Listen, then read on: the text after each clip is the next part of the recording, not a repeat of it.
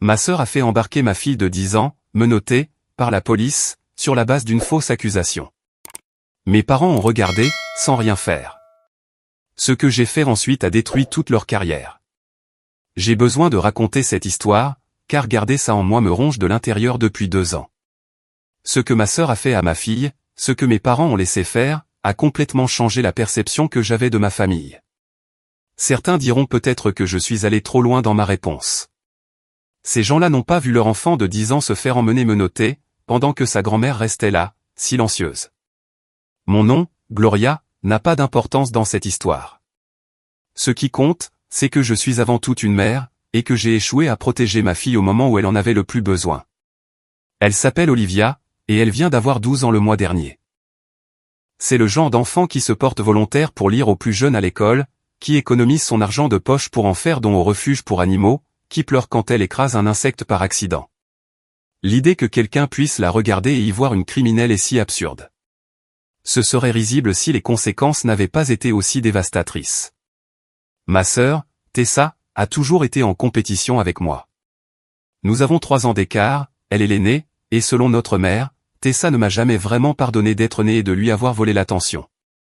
En grandissant, elle cachait mes devoirs, racontait à mes amis que j'avais dit des choses méchantes sur eux, et une fois, elle a même découpé ma robe de bal la veille de la soirée.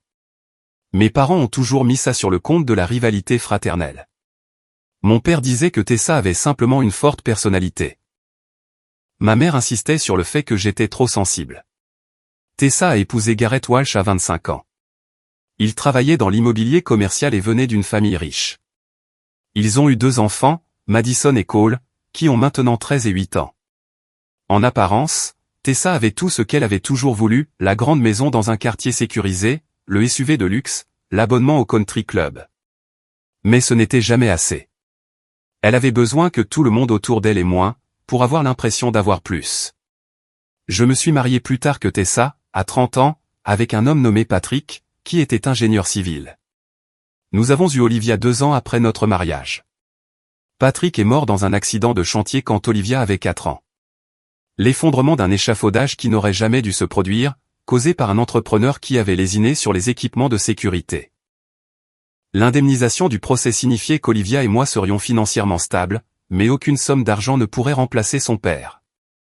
Après la mort de Patrick, mes parents m'ont suggéré de me rapprocher d'eux. Ils vivaient dans une banlieue de Phoenix, dans une communauté de retraités qui était en fait intergénérationnelle. Des familles y vivaient aussi. Tessa et Gareth habitaient à 10 minutes. L'idée d'avoir un soutien familial pour élever Olivia seule semblait séduisante. J'ai donc délocalisé mon entreprise de design graphique et acheté une maison modeste près de chez mes parents. Les problèmes ont commencé presque immédiatement, même si je ne les ai pas reconnus comme tels au début. Tessa faisait des commentaires sur l'argent de l'indemnisation, me demandant si je l'avais investi judicieusement, ou si je gérais intelligemment l'avenir d'Olivia. Elle suggérait qu'élever un enfant seul était trop difficile, que peut-être Olivia bénéficierait de passer plus de temps avec ses cousins, que peut-être elle et Gareth pourraient aider davantage. Avec le recul, je vois qu'elle se positionnait comme supérieure, comme l'unité familiale stable dont mon foyer brisé avait besoin. Mes parents possédaient une petite chaîne de cabinets dentaires en Arizona, 3 établissements qu'ils avaient bâtis en 30 ans. Mon père était le dentiste, ma mère s'occupait de la gestion. Ils employaient environ 40 personnes au total et avaient une réputation de bon travail. Ils n'étaient pas riches, mais ils étaient à l'aise et respectés dans leur communauté professionnelle. Tessa était devenue déléguée médicale après l'université. Elle travaillait pour une grande entreprise, vendant des produits aux cabinets médicaux et aux hôpitaux. Elle gagnait bien sa vie et adorait la dynamique de pouvoir de son travail. Elle m'a dit un jour qu'elle aimait voir les médecins la supplier pour des échantillons. Cela aurait dû m'alerter sur la personne qu'elle devenait. L'incident s'est produit un samedi de juin, il y a 2 ans. Mes parents organisaient un barbecue familial chez eux. Ils avaient une piscine, et le temps était parfait, un de ces jours d'Arizona avant que la vraie chaleur ne s'installe, où il fait chaud mais pas insupportable. Olivia était excitée toute la semaine à l'idée de nager avec Madison et Cole. Nous sommes arrivés vers midi. Tessa et Gareth étaient déjà là, et les enfants ont immédiatement couru se mettre en maillot de bain. Ma mère avait fait sa fameuse salade de pommes de terre, et mon père était au barbecue. Tout semblait normal, voire mieux que normal, en fait. Tessa était exceptionnellement amicale avec moi, me posant des questions sur mon travail, complimentant ma nouvelle coupe de cheveux. Les enfants ont nagé pendant environ 1 heure pendant que les adultes étaient assis sur la terrasse, à boire du thé glacé et à discuter. Madison a 1 an de plus qu'Olivia et a toujours été un peu autoritaire, mais ce jour-là, elle semblait particulièrement déterminée à contrôler les jeux auxquels il jouait. Olivia a suivi, heureuse d'être simplement incluse. Cole faisait surtout son propre truc, plongeant pour chercher des jouets au fond de la piscine. Vers 13h30, ma mère a appelé les enfants pour manger. Ils se sont enroulés dans des serviettes et sont venus à la table de la terrasse, dégoulinant et riant. Nous avons rempli leurs assiettes de hot-dog et de chips, et ils ont mangé rapidement, impatients de retourner à l'eau. Mon père a plaisanté en disant qu'ils étaient à moitié poissons. Tout allait bien. Après le déjeuner, les enfants ont voulu jouer dans la cabane que mon père avait construite dans le jardin, une structure sophistiquée avec 2 étages, des fenêtres, et même un petit porche. Ils étaient un peu grands pour ça, mais ils aimaient encore l'utiliser comme un fort pour leur jeu d'imagination. Tous les 3 ont disparu à l'intérieur pendant que les adultes s'attardaient à table, finissant notre propre repas. Environ 20 minutes plus tard, Madison est sortie en courant de la cabane, pleurant hystériquement. Tessa s'est immédiatement levée, et nous nous sommes tous précipités. Madison sanglotait si fort qu'elle pouvait à peine parler. Mais entre 2 hoquets, elle a dit qu'Olivia l'avait poussée dans les escaliers de la cabane et que son bras lui faisait mal. Je me suis précipité dans la cabane où Olivia et Cole jouaient encore. Olivia avait l'air confuse et effrayée. Elle a dit qu'ils jouaient à un jeu où Madison était la reine du château, et quand Olivia avait fait semblant d'envahir, Madison s'était fâchée et avait essayé de la pousser. Olivia s'était écartée, et Madison avait perdu l'équilibre toute seule. Cole a hoché la tête, confirmant la version d'Olivia. Dehors, Tessa examinait le bras de Madison. Il y avait une petite marque rouge, mais Madison le bougeait librement. Ma mère a apporté de la glace. Mon père a suggéré qu'il serait peut-être bon de le faire examiner par précaution, mais Tessa a dit que c'était probablement juste une contusion.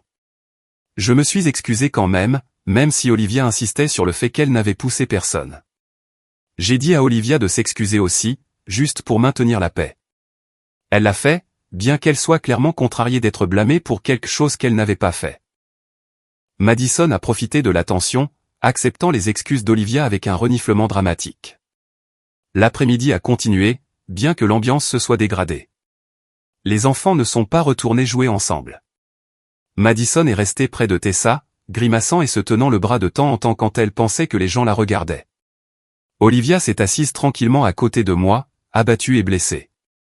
Nous sommes partis plus tôt que prévu. Ce soir-là, Tessa m'a envoyé un texto. Elle disait qu'ils avaient emmené Madison aux urgences et qu'elle avait une fracture du poignet. Elle a joint une photo de Madison avec le bras dans une attelle temporaire, l'air tragique. Je me suis senti terriblement mal.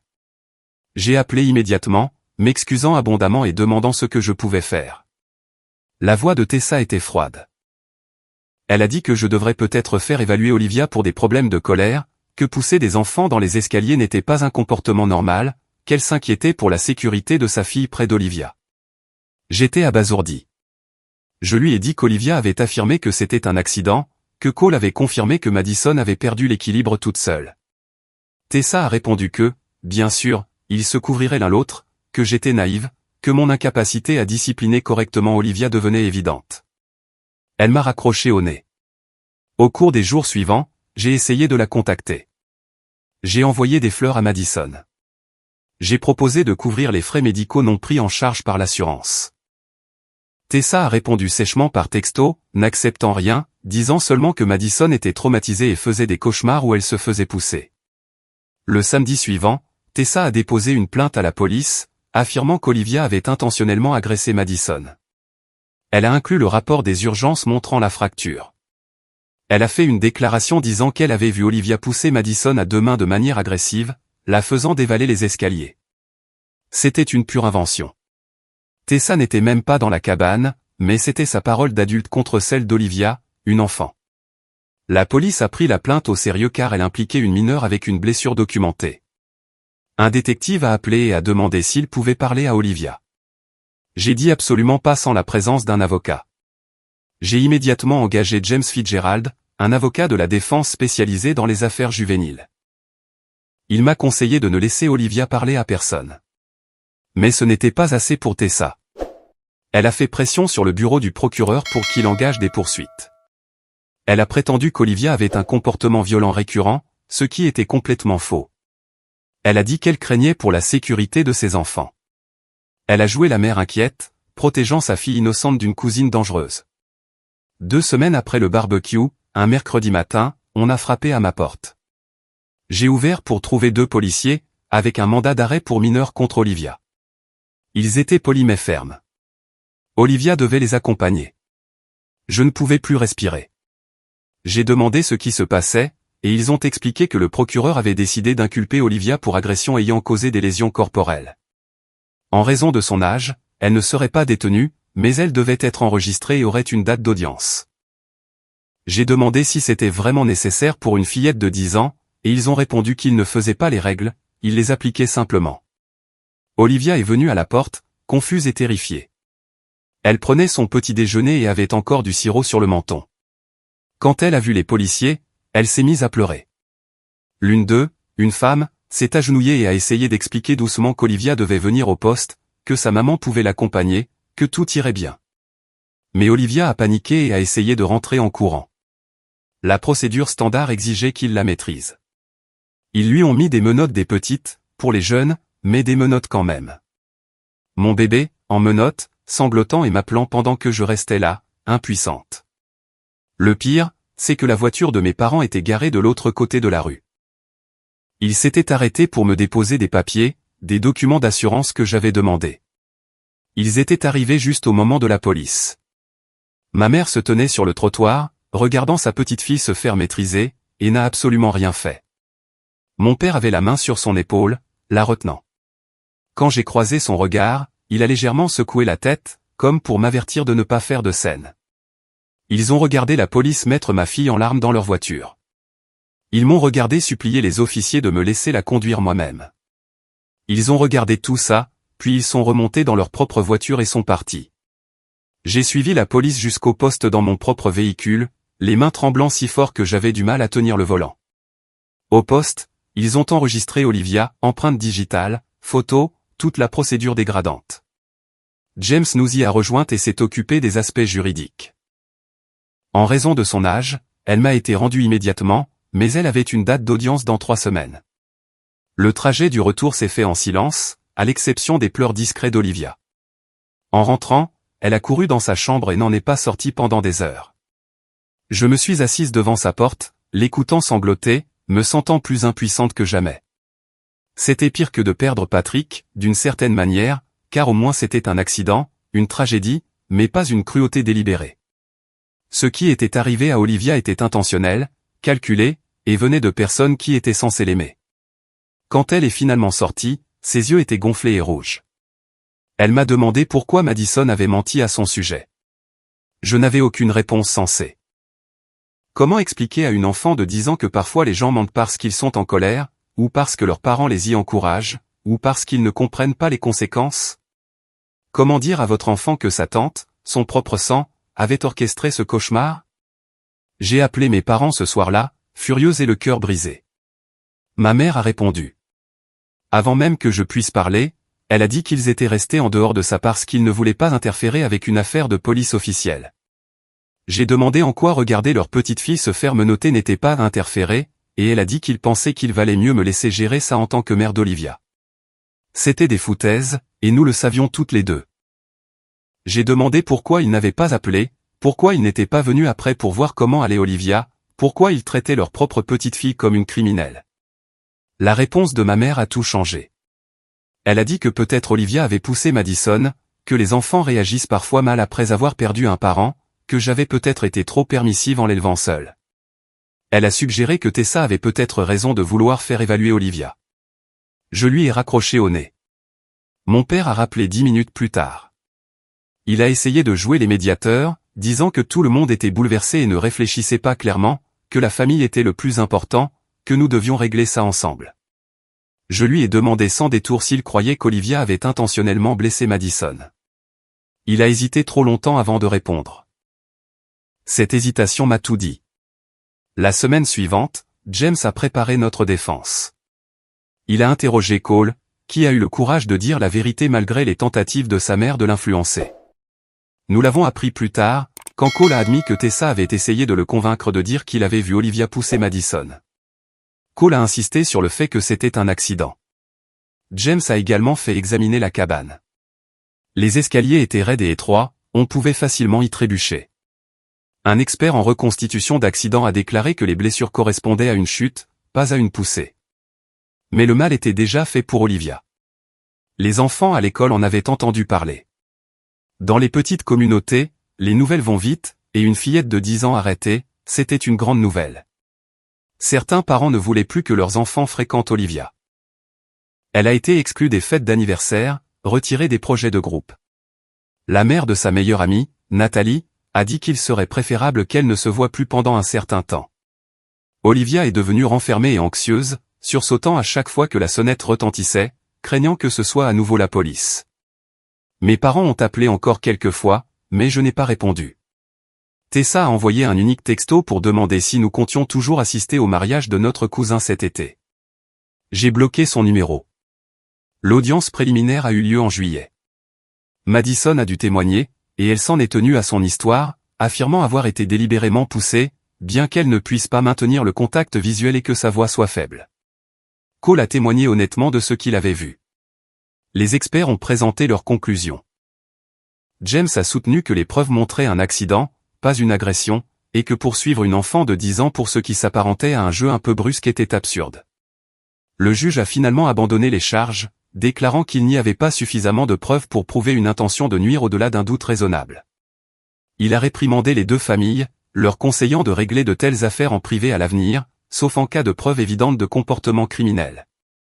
Nous étions libres de partir, mais la liberté n'efface pas le traumatisme. Olivia a fait des cauchemars pendant des mois. Elle a développé une anxiété envers les autres enfants, craignant d'être blâmée si quelqu'un se blessait près d'elle. Elle avait besoin d'une thérapie 2 fois par semaine. Ses notes ont chuté. Elle a arrêté de dessiner, ce qui était son activité préférée. L'enfant joyeuse et confiante que j'avais élevée avait été remplacée par une personne craintive et méfiante. L'école m'a convoqué en septembre pour discuter des changements de comportement d'Olivia. Son enseignante, Madame Rodriguez, s'est assise en face de moi dans une salle de classe qui sentait encore les crayons de cire, et a décrit comment Olivia s'était isolée. Elle ne se portait plus volontaire pour répondre aux questions. Pendant la récréation, elle restait seule près de la clôture au lieu de jouer. Quand Madame Rodriguez lui avait demandé si tout allait bien à la maison, Olivia avait simplement haussé les épaules. Les séances de thérapie étaient éprouvantes à observer. La thérapeute d'Olivia, Dr Morrison, utilisait des techniques de thérapie par le jeu pour l'aider à surmonter le traumatisme. Semaine après semaine, je m'asseyais dans la salle d'attente, écoutant les sons étouffés de ma fille travaillant sur sa peur avec des poupées et des exercices de dessin. Dr Morrison m'a dit que cela prendrait du temps, que les enfants sont résilients, mais que le sentiment de sécurité d'Olivia avait été fondamentalement brisé. Elle m'a prévenu que les problèmes de confiance pourraient persister pendant des années. À la maison, Olivia a commencé à avoir des comportements que je n'avais jamais vus auparavant. Elle vérifiait les serrures de toutes les portes et fenêtres plusieurs fois avant de se coucher. Elle me demandait sans cesse si j'avais fait quelque chose de mal, si la police pouvait revenir. Une fois, alors qu'une voiture de police passait devant notre maison en patrouille de routine, elle s'est cachée dans son placard pendant 2 heures. Je l'ai trouvée là, les genoux contre sa poitrine, se balançant d'avant en arrière. Je rejetais la faute sur Tessa, évidemment, mais aussi sur mes parents pour leur complicité, pour avoir choisi de rester neutre quand leur petite fille avait besoin d'eux, pour avoir accordé du crédit aux mensonges de Tessa. Leur silence avait été une approbation de tout ce qui s'était passé. Pendant des mois, je me suis concentré uniquement sur la guérison d'Olivia. Nous avons déménagé dans un autre district scolaire où personne ne connaissait l'histoire de l'arrestation. Je lui ai trouvé une excellente thérapeute spécialisée dans les traumatismes infantiles. Lentement, progressivement, elle a commencé à aller mieux. À Noël, elle souriait à nouveau parfois. Au printemps, elle s'était fait une nouvelle amie. La nouvelle école, Riverside Elementary, était à 40 minutes de chez nous, mais la distance semblait nécessaire. Le premier jour d'Olivia, je l'ai accompagnée jusqu'à la salle de classe et je l'ai vue hésiter à la porte. Son nouveau professeur, Monsieur Patterson, semblait gentil. Il a présenté Olivia à une fille nommée Emma, qui lui a montré où mettre son sac à dos. Un instant, j'ai vu une lueur de l'ancienne Olivia, curieuse, ouverte, prête à essayer. Les progrès se sont faits par petites touches. Un jour d'octobre, Olivia a ramené un dessin qu'elle avait fait en classe. C'était simple, juste une maison avec un arbre et le soleil, mais c'était la première fois qu'elle dessinait quoi que ce soit en 4 mois. J'ai pleuré en le voyant et je l'ai accroché sur le réfrigérateur comme si c'était un chef-d'œuvre. Elle a levé les yeux au ciel, mais a souri légèrement. En novembre, Emma était devenue un sujet de conversation récurrent pour Olivia. Emma aimait les chevaux et avait lu tous les mêmes livres qu'Olivia adorait. Elles avaient été mises en binôme pour un projet de science sur le cycle de l'eau. La mère d'Emma, Karen, m'a contacté pour organiser une après-midi de jeu. Et je me suis retrouvé à expliquer vaguement qu'Olivia avait traversé une épreuve difficile et pouvait sembler anxieuse. Karen a été compréhensive, sans être indiscrète. L'après-midi de jeu s'est bien passé. Les filles ont fait des bracelets d'amitié et ont regardé un film. Olivia est rentrée à la maison, l'air plus légère qu'elle ne l'avait été depuis des mois. Ce Noël-là a été calme, juste nous deux. J'avais acheté à Olivia un chevalet et un ensemble de crayons de couleur professionnelle, espérant la ramener vers l'art. Elle a ouvert le cadeau avec un intérêt prudent et a passé l'après-midi de Noël à dessiner à la table de la cuisine pendant que je préparais le dîner. Elle ne m'a pas montré ce qu'elle dessinait, mais le simple fait qu'elle dessine était une victoire. Mais pendant qu'elle guérissait, ma colère s'est durcie, devenant quelque chose de plus froid et de plus implacable. Chaque soir, après qu'Olivia soit allée se coucher, je m'asseyais dans le noir et je pensais à ce que ma famille lui avait pris, son innocence, sa confiance, sa joie d'enfant. Il lui avait volé des mois de sa vie et s'attendait à ce que je pardonne et passe à autre chose, au nom de l'harmonie familiale. Je ne pouvais pas. Je ne le ferai pas. En janvier, j'ai commencé à planifier. Pas une vengeance, exactement. Ce mot suggère quelque chose d'émotionnel et d'incontrôlé. C'était plutôt une forme de justice, une justice soigneusement recherchée, méticuleusement planifiée. L'idée m'est venue lors d'une des séances de thérapie d'Olivia. J'étais dans la salle d'attente du docteur Morrison, feuilletant un magazine sans vraiment le lire, quand j'ai entendu 2 autres parents discuter. L'une expliquait comment son ex-mari avait perdu sa licence médicale à cause d'une plainte anonyme pour prescription abusive. La plainte était légitime, disait-elle, mais c'était elle qui l'avait déposée après des années où il avait esquivé la pension alimentaire. Elle n'avait pas l'air coupable. Elle avait l'air satisfaite. Quelque chose a fait-il dans mon esprit. Ma famille n'avait subi aucune conséquence réelle pour ce qu'elle avait fait à Olivia. Tessa avait déposé une fausse plainte, traumatisé ma fille, et n'avait fait face qu'à une affaire classée. Mes parents étaient restés là à regarder, approuvant essentiellement les actions de Tessa par leur silence, et la vie avait continué normalement pour eux. Pendant ce temps, Olivia était en thérapie 2 fois par semaine, effrayée par sa propre ombre. L'injustice de la situation me consumait.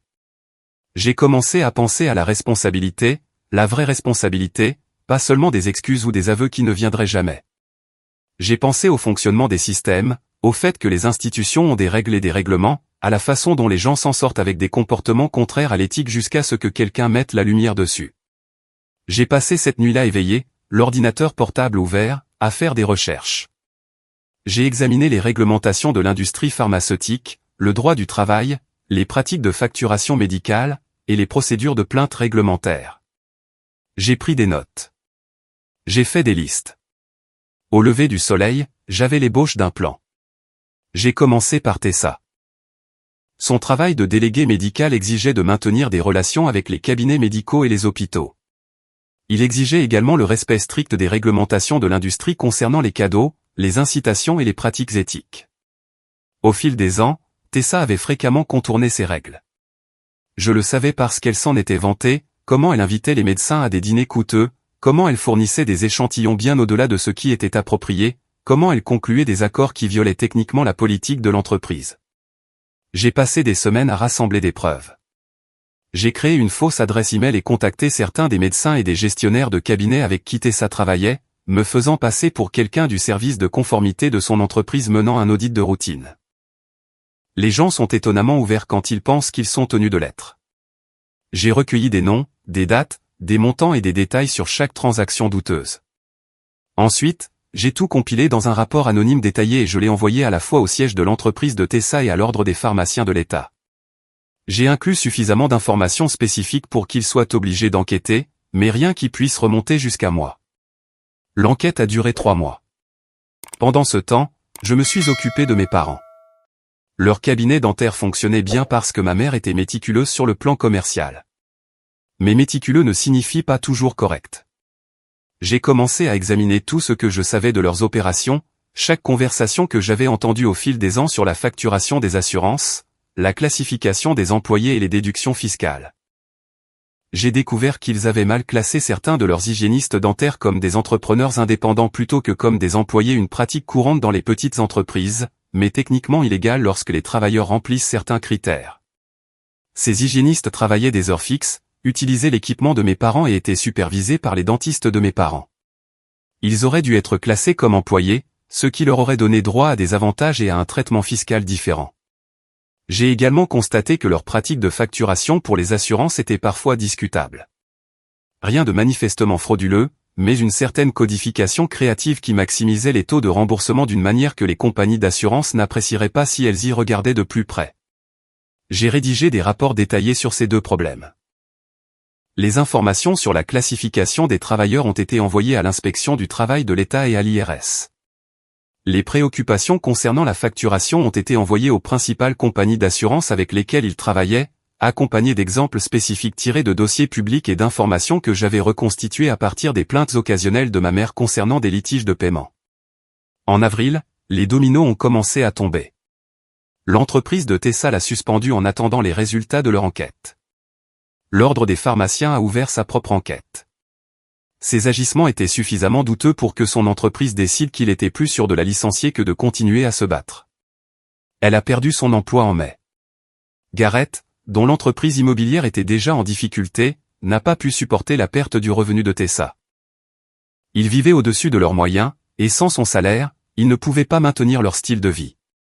Ils ont dû vendre la maison dans le quartier sécurisé et déménager dans un endroit beaucoup plus petit. Madison a dû quitter son école privée. Tessa a essayé de trouver un autre emploi dans l'industrie pharmaceutique, mais le secteur est petit et les nouvelles circulent. Personne ne voulait toucher à quelqu'un qui avait fait l'objet d'une enquête de l'ordre de l'État. Les problèmes de mes parents ont mis plus de temps à se manifester, mais ont été finalement plus dévastateurs.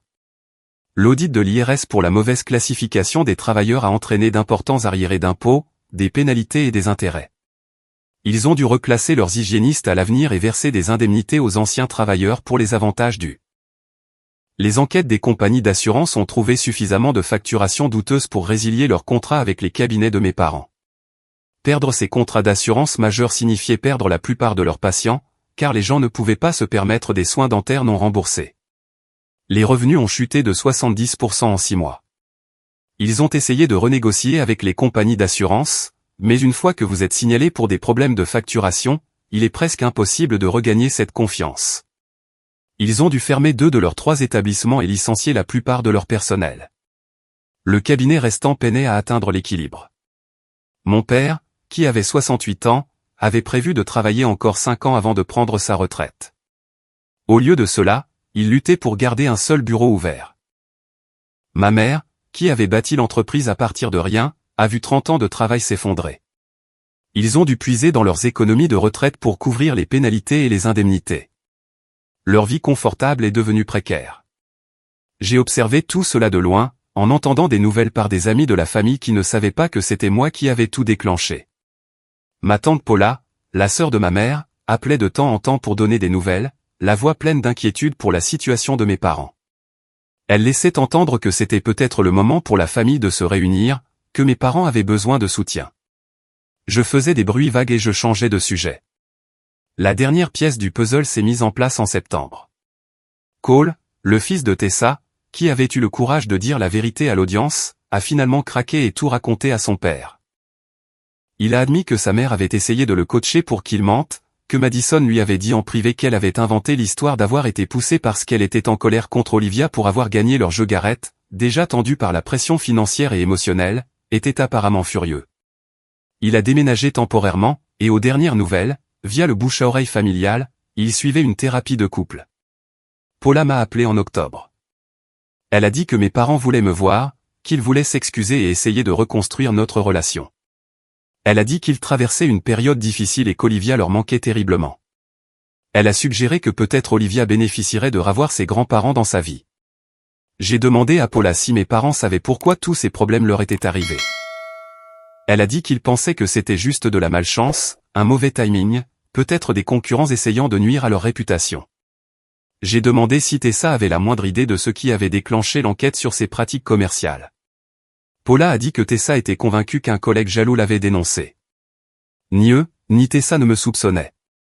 Il ne leur était venu à l'esprit à aucun d'eux que la personne à qui ils avaient fait du tort pouvait être capable de représailles systématiques. Paula a insisté pour avoir une réponse concernant une rencontre avec mes parents. Je lui ai dit que j'y réfléchirais et que je la rappellerais. Au lieu de ça, j'ai écrit une lettre. Je ne l'ai pas envoyée directement à mes parents.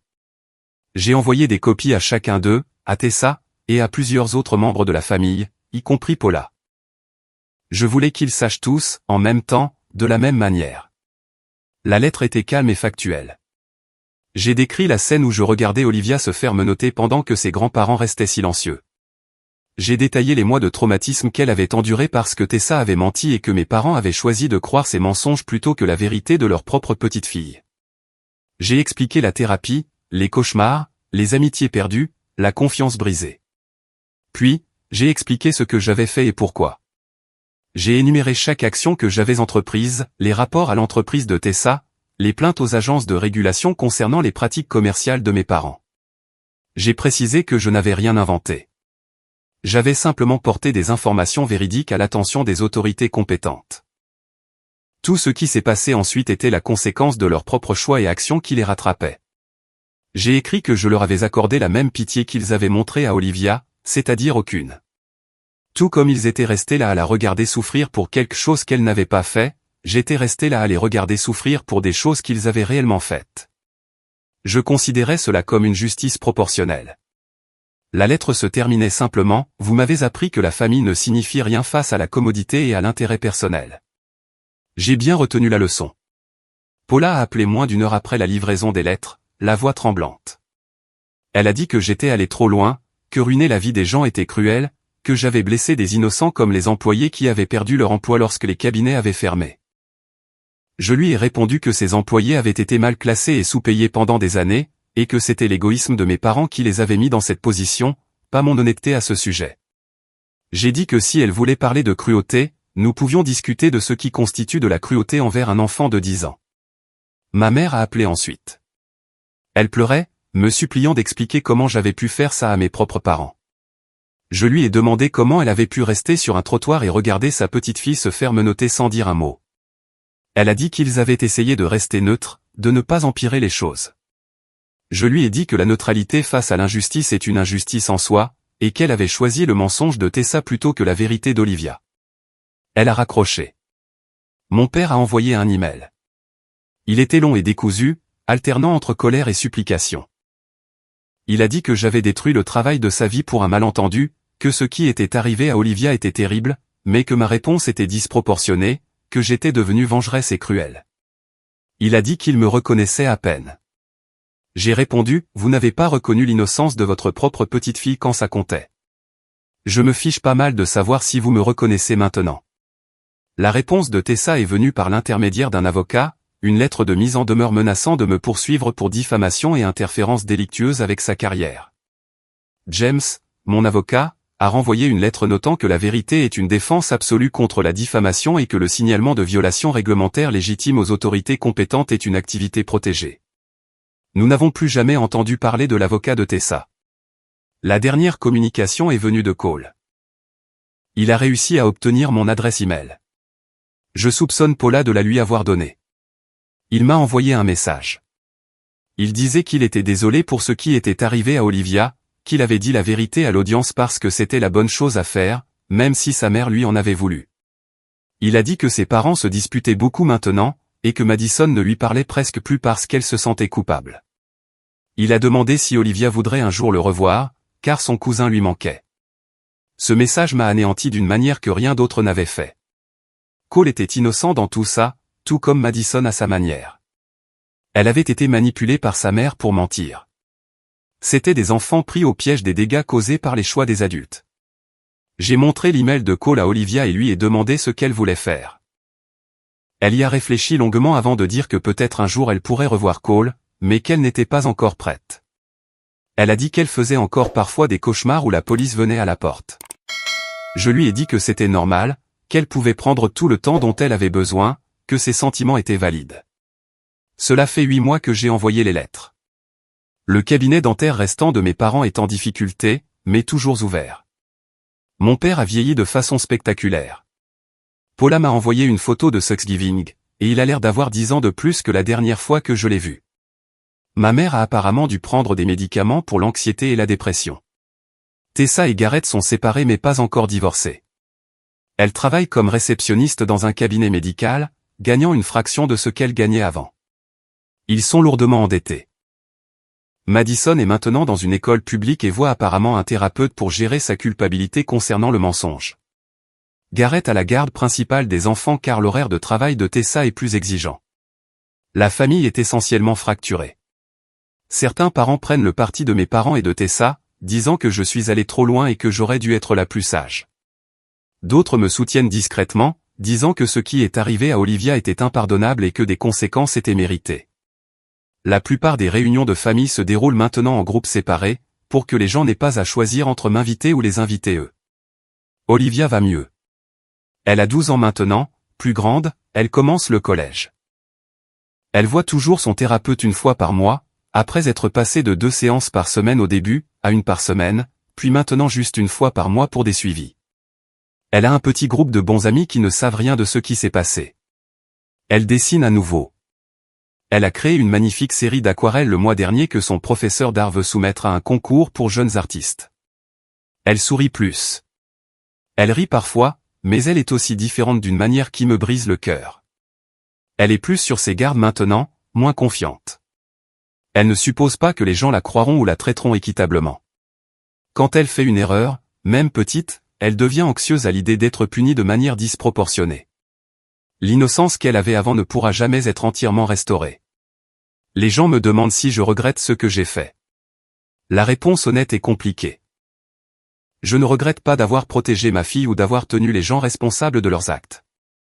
Je ne regrette pas d'avoir veillé à ce que ceux qui l'ont blessée en subissent les conséquences. Ce qu'ils ont vécu était le résultat de leur propre choix, les pratiques commerciales contraires à l'éthique de Tessa, la mauvaise classification et la facturation de mes parents, leur décision collective de privilégier les mensonges à la vérité. Mais je pense aux dommages collatéraux. Les employés qui ont perdu leur emploi lorsque les cabinets ont fermé. Madison et Cole qui font face à l'implosion de leur famille. Mon père qui a travaillé toute sa vie pour construire quelque chose qui s'effondre maintenant. Il y a une partie de moi qui souffre quand j'y pense. Puis, je me souviens du visage d'Olivia quand elle a vu la police à notre porte. Je me souviens du son de ses pleurs pendant qu'il lui mettait les menottes. Je me souviens de mes parents qui se sont détournés et sont partis sans un mot, et la douleur se transforme à nouveau en détermination. Quelqu'un m'a demandé récemment si je pensais que ce que j'avais fait était juste ou justifié. J'ai dit que je ne savais pas pour juste, mais c'était certainement justifié. La justice n'est pas toujours confortable. Parfois, elle est désordonnée et douloureuse, et laisse tout le monde endommagé de différentes manières. Mais l'alternative, laisser ceux qui font du mal aux enfants sans aucune conséquence, n'était pas quelque chose avec lequel je pouvais vivre. Olivia connaît les grandes lignes de ce que j'ai fait, mais pas tous les détails. Elle m'a demandé une fois si j'avais intentionnellement fait du mal à grand-mère et grand-père. Je lui ai dit la vérité, que j'avais révélé des vérités qu'ils cachaient, et que parfois la vérité fait mal quand les gens ont construit leur vie sur des mensonges commodes. Elle y a réfléchi, puis a demandé s'il s'excuserait un jour auprès d'elle. J'ai dit que je ne savais pas, mais qu'elle n'avait pas besoin de leurs excuses pour avancer dans sa vie. La thérapie a énormément aidé, bien que le chemin n'ait pas été linéaire. La première année, Olivia a vu Dr Morrison 2 fois par semaine. La deuxième année, nous avons réduit à des séances hebdomadaires car elle montrait une amélioration constante. Maintenant, elle y va 1 fois par mois pour un suivi, et Dr Morrison dit qu'elle a fait des progrès remarquables compte tenu de la gravité du traumatisme initial. La semaine dernière, Paula a de nouveau appelé. Elle a dit que ma mère avait été diagnostiquée avec une maladie cardiaque à un stade précoce, liée au stress selon les médecins. Elle a laissé entendre que je devrais me sentir responsable, que mes actions avaient contribué au problème de santé de ma mère. Une partie de moi se sent coupable. Je ne suis pas sans cœur, mais la plus grande partie de moi se souvient que ma mère a regardé sa petite fille souffrir et a choisi de ne rien faire. Nos choix ont des conséquences, parfois des années plus tard, parfois de manière que nous n'anticipons pas. Je ne sais pas ce que l'avenir réserve à ma relation avec mes parents ou Tessa.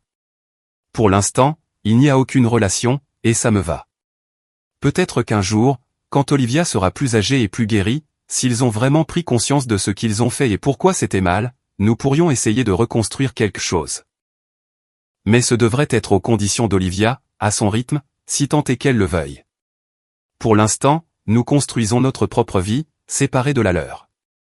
Olivia et moi avons créé de nouvelles traditions, de nouvelles sources de joie et de soutien. Elle a des amis qui tiennent à elle. Elle a des professeurs qui croient en elle. Elle a une mère qui réduira en cendres tout et n'importe qui menacera sa sécurité et son bonheur. Le referais-je, en connaissant toute l'étendue de la destruction? Si je devais revoir Olivia se faire menotter, pendant que mes parents restaient silencieux, que les mensonges de Tessa restaient impunis, que tout le monde s'attendait à ce que j'accepte l'injustice au nom de la paix familiale? Oui, je le referais sans hésiter. Parce que certaines choses comptent plus que l'harmonie familiale. Certaines trahisons ne peuvent être pardonnées. Et certaines personnes doivent apprendre que les enfants ne sont pas des dommages collatéraux acceptables dans les jeux de pouvoir des adultes. Ma fille sait que sa mère se battra toujours pour elle, peu importe le coût. Au final, cela vaut plus que toutes les relations que j'ai perdues en chemin. Ils ont choisi leur voie quand ils ont choisi de faire du mal à mon enfant. Je me suis simplement assuré que cette voie les mène exactement là où elle le devait.